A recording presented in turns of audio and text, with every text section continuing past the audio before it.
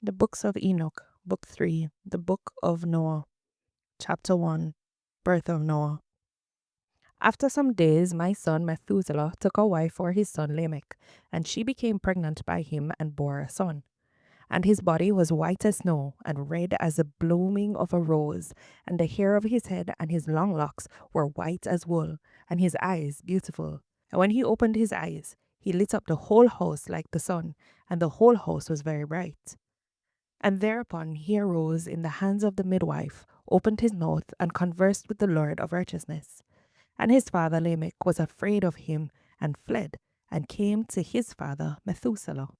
And he said unto him, I have begotten a strange son, diverse from and unlike man, and resembling the sons of the God of heaven. And his nature is different, and he is not like us. And his eyes are as the rays of the sun, and his countenance is glorious. And it seems to me that he is not sprung from me, but from the angels. And I fear that in his days a wonder may be wrought on the earth.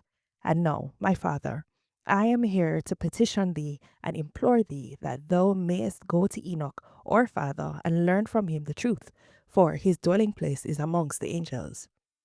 And when Methuselah heard the words of his son, he came to me to the ends of the earth, for he had heard that I was there. And he cried aloud, and I heard his voice, and I came to him. And I said unto him, Behold, here am I, my son. Wherefore hast thou come to me? And he answered and said, Because of a great cause of anxiety have I come to thee, and because of a disturbing vision have I approached. And now, my father, hear me. Unto Lamech my son there hath been born a son, the like of whom there is none, and his nature is not like man's nature. And the colour of his body is whiter than snow, and redder than the bloom of a rose. And the hair of his head is whiter than white wool, and his eyes are like the rays of the sun. And he opened his eyes, and thereupon lighted up the whole house. And he arose in the hands of the midwife, and opened his mouth, and blessed the Lord of heaven. And his father Lamech became afraid, and fled to me, and did not believe that he was sprung from him, but that he was in the likeness of the angels of heaven. And behold, I have come to thee, that thou mayest make known to me the truth. And I, Enoch, answered and said unto him, The Lord will do a thing on the earth, and this I have already seen in a vision, and make known to thee that in the generation of my father Jared, some of the angels of heaven transgressed the word of the Lord. And behold, they commit sin and transgress the law, and have united themselves with women, and committed sin with them, and have married some of them, and have begot children by them. And they have produced on the earth giants, not according to the Spirit, but according to the flesh. And there shall be a great punishment on the earth, and the earth shall be cleansed from all impurity. Yea, there shall come a great destruction over the whole earth, and there shall be a deluge, and a great destruction for 1 year. And this son, who has been born unto you, shall be left on the earth, and his 3 children shall be saved with him, when all mankind that are on the earth shall die, and he and his son shall be saved. And now make known to thy son Lamech that he who has been born is in truth his son, and call his name Noah. For he shall be left to you, and he and his sons shall be saved from the destruction which shall come upon the earth, on account of all the sin and all the unrighteousness which shall be consummated on the earth in his days. And after that, there shall be still more unrighteousness than that which was first consummated on the earth. For I know the mysteries of the holy ones. For he, the Lord, has showed me and informed me, and I have read in the heavenly tablets. And I saw written on them that generation upon generation shall transgress, till a generation of righteousness arises, and transgression is destroyed, and sin passes away from the earth, and all manner of good comes upon it. And now, my son, go and make known to thy son Lamech that this son which he has borne is in truth his son, and that is no lie. And when Methuselah had heard the words of his father Enoch, for he had shown to him everything in secret, he returned and showed to him and called the name of his son Noah, for he will comfort the earth after all the destruction. Chapter 2, Calling Enoch. And in those days Noah saw the earth that it had sunk down, and its destruction was nigh. And he arose from thence, and went to the ends of the earth, and cried aloud to his grandfather Enoch. Noah said 3 times with an embittered voice, Hear me, hear me, hear me. And I said unto him, Tell me what it is that is falling out on the earth, that the earth is in such evil plight and shaken, lest perchance I shall perish with it. And thereupon there was a great commotion on the earth, and a voice was heard from heaven, and I fell on my face. And Enoch, my grandfather, came and stood by me, and said unto me, Why hast thou cried unto me with a bitter cry and weeping? A command has gone forth from the presence of the Lord concerning those who dwell on the earth, that their ruin is accomplished, because they have learned all the secrets of the angels, and all the violence of the Satans, and all their powers, and the most secret ones, and all the power of those who practice sorcery, and the power of witchcraft, and the power of those who make molten images for the whole earth, and how silver is produced from the dust of the earth, and how soft metal originates in the earth. For lead and tin are not produced from the earth like the first. It is a fountain that produces them, and an angel stands therein, and that angel is preeminent. And after that, my grandfather Enoch took hold of me by my hand and raised me up and said unto me, Go, for I have asked the Lord of spirits as touching this commotion on the earth. And he said unto me, Because of their unrighteousness, their judgment has been determined upon, and shall not be withheld by me forever. Because of the sorceries which they have searched out and learnt, the earth and those who dwell upon it shall be destroyed. And these, they have no place of repentance forever, because they have shown them what was hidden, and they are the damned. But as for thee, my son, the Lord of spirits knows that thou art pure and guiltless of this reproach concerning the secrets. And he has destined thy name to be among the holy, and will preserve thee amongst those who dwell on the earth, and has destined thy righteous seed both for kingship and for great honors.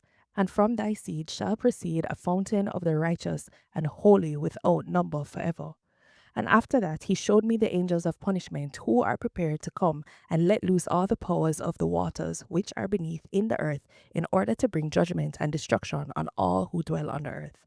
And the Lord of spirits gave commandment to the angels who were going forth, that they should not cause the waters to rise, but should hold them in check. For those angels were over the powers of the waters. And I went away from the presence of Enoch. Chapter 3, Judgment of Angels. And in those days the word of God came unto me, and he said unto me, Noah, thy lot has come up before me, a lot without blame, a lot of love and uprightness. And now the angels are working, and when they have completed their task, I will place my hand upon it and preserve it, and there shall come forth from it the seed of life, and a change shall set in, so that the earth will not remain without inhabitant. And I will make fast thy seed before me for ever and ever, and I will spread abroad those who dwell with thee. It shall not be unfruitful on the face of the earth, but it shall be blessed and multiplied on the earth in the name of the Lord. And he will imprison those angels who have shown unrighteousness in that burning valley, which my grandfather Enoch had formerly shown to me in the west, among the mountains of gold and silver and iron and soft metal and tin. And I saw that valley in which there was a great convulsion, and a convulsion of the waters.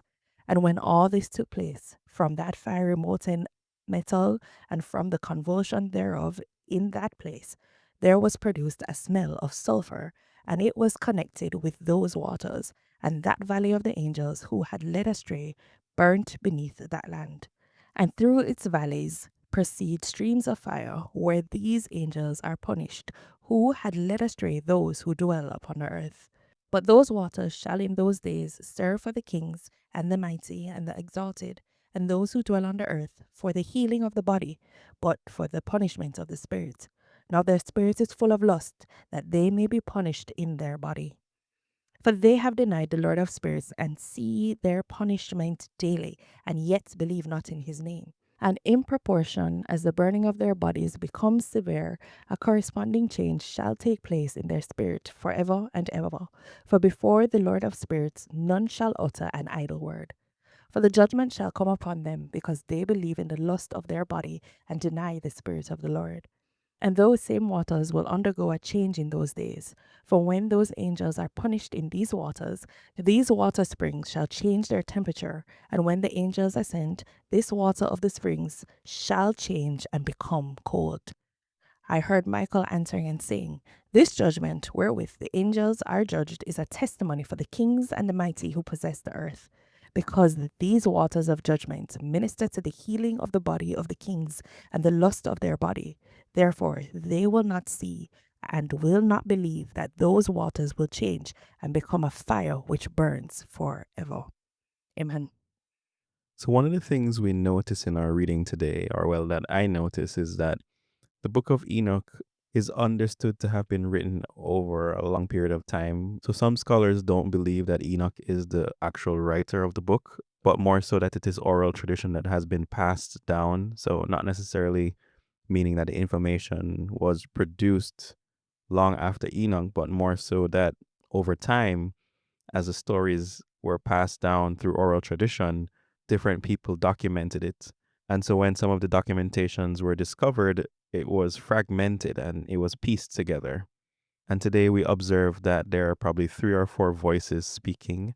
We hear the voice of Noah, we hear the voice of Enoch, we hear the voice of Methuselah and Lamech, and the narrator, and almost like abrupt switching between the voices. So that seems to point to the fact that the book was compiled by various fragments, which is fine. It just helps us to understand how we approach reading the book.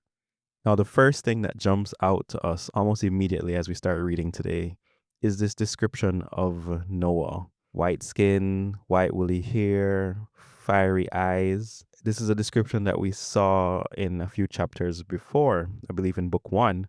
And it is very similar, as mentioned, to how the Bible describes Jesus in Revelations and in Daniel, and even in the Gospels when Jesus was transfigured. Let me read one of those, one that might be the strongest parallel. Revelation chapter 1, verse 13. And among the lampstands was someone like a son of man, dressed in a robe reaching down to his feet and with a golden sash around his chest. The hair on his head was white like wool, as white as snow, and his eyes were like blazing fire. His feet were like bronze, glowing in a furnace, and his voice was like the sound of rushing waters. So as you can see, the resemblance is very striking, from the hair to the eyes to the brightness of his eyes. Now, I'm sure some people might take that as a literal description of how Noah looked, and it might be, I don't know, but also it might not be. But either way, I think it is important to note that and remember that the book of Enoch seems to be very prophetic and very apocalyptic in nature. So it's likely that the point of it more so is to point to Christ and the descriptions that the Bible tells us about who Christ is. And even if it is that he actually looked like that, the Bible has taught us that many times these things are a sign to the specific generation that witness it. But also, since it is recorded, it is a sign for us to look forward to Jesus, which I think is probably the strongest takeaway that we should take from that and not try to debate if Noah actually looked like that. The next thing that I notice is that Enoch seems to be still reachable. He seems to be in some remote space or remote place, but I guess Lamech and Methuselah, being his son and grandson, know how to find him. So Lamech goes to Methuselah because he knows a guy, and Methuselah goes to his father. Maybe Lamech doesn't know where to find him, but maybe Methuselah does, being Enoch's son, knows where to find him, and he goes to inquire about this thing. Obviously, the appearance that Noah had or something caused them to realize that God was doing something different, and they wanted to inquire about it. And I guess they also were aware that Enoch was having some encounter with God. They could testify of his relationship being different with God than the rest of people. So they knew the right person to go to. I also will make the note that the Bible tells us that Enoch walked with God and then he was no more. So if this account is true, it's likely that Enoch is still reachable at this point, but at some point he gets taken away. In some research that I was doing, a point was highlighted that this kind of thing is similar to what Moses went through, as he was a person who could approach God and no one else could. And we even see this kind of thing happening in Jesus' life, where from time to time he would go away to points of solitude to spend time with God and was unreachable, and then came back into the regular space. And I think even for us, that could be a lesson and an encouragement about what our life should be like when we spend time with God. Get away from everybody and go and be in some place where you're unreachable and just talk to God and read His Word and spend time with Him, building a relationship, just like we would do with anybody that we are interested in having an intimate relationship with. Anyway, to continue, then Enoch tells them that he's already seen this, which we have seen as we read the parables before. And he tells them that there is a judgment of waters that is coming and that Noah will be preserved and I guess a preacher, which the Bible tells us that he was a preacher to the people, warning them of the destruction. And interestingly, one of the things that Enoch says is that even though the Lord will wipe away the sin from the earth in this kind of a way, that even after that, the generations to come will continue in the sin. But as we said before, Enoch's prophecy seems to speak about the impending judgment of the waters, but also he points forward to eschatological judgments and judgment time that we see in Revelation and in the book of Daniel and in Ezekiel and other places in the Bible. There are a couple other things in there that I have no words for, to be honest. But the last thought that I want to share that I had was if Methuselah and Lamech died before the flood or if they were swept away with the flood.